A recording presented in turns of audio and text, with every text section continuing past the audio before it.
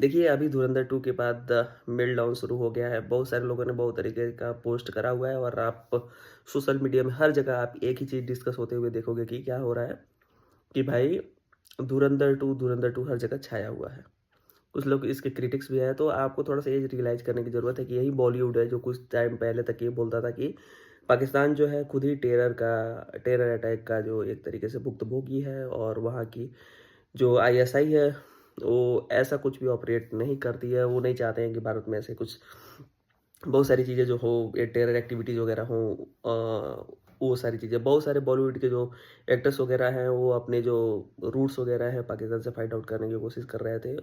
और ऐसा क्या शिफ्ट हुआ, ऐसा क्या डायनामिक्स चेंज हुआ कि अब जब ऐसी मूवीज़ बन आ रही है, तो ये लोग बोल रहे हैं कि यार ये प्रोपेगेंडा है और कुछ लोग तो ये तक बोल रहे हैं कि ये बीजेपी, आरएसएस द्वारा फंडेड एक आइडियोलॉजी है। आपको समझने की ज़रूरत है कि जो पहले बॉलीवुड एक तरीके से आईएसआई के एजेंट और इंडिया रॉक एजेंट के साथ जो एक तरीके से बिकनी पहन के डांस वगैरह कराता था, वो सारी चीज़ें यहाँ पे नहीं हुई हैं।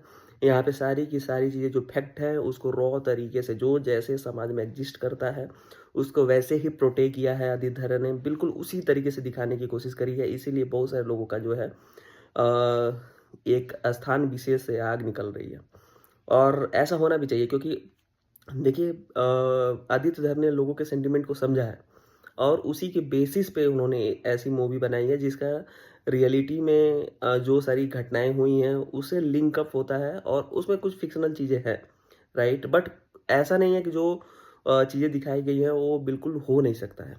वो बिल्कुल हो सकता है या कुछ वास्तविक ना हो, राइट? ऐसा कुछ भी नहीं दिखाया है। तो पूरी की पूरी फ़िल्म रियलिस्टिक लगती है, ठीक है?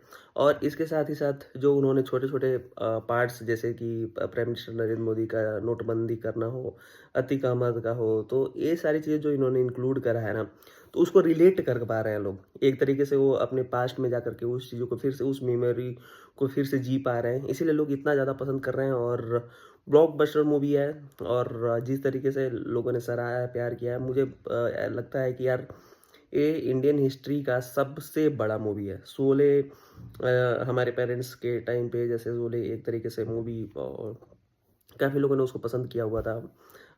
वैसा ही धुरंधर होने वाला है। तो आपको क्या लगता है? कृपया ज़रूर कमेंट सेक्शन में अपनी-अपनी राय दें और साथ ही ज़रूर जाकर के देखें आप धुरंधर 2 को।